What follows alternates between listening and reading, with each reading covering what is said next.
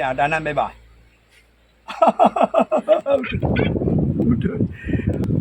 Jadi baklung baju sagai.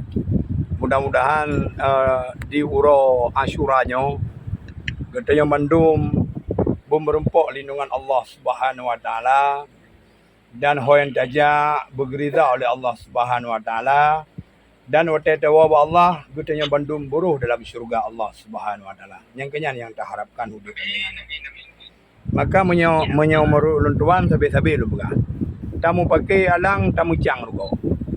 Ya, maka oleh karenanya hudik landonya hanya sementara katanya hana triple kata dalam kubu alanya yang terakhir katanya akan berada di alam akhirat selama-lama. Apakah kita di dunia apakah kita di surga atau kita di neraka, itu menurut usaha kita masing-masing. Maka sebelum kita tahu Allah Subhanahu wa taala, mari kita bertaubat dengan sungguh-sungguh. Mari kita bertaubat dengan taubat nasuha.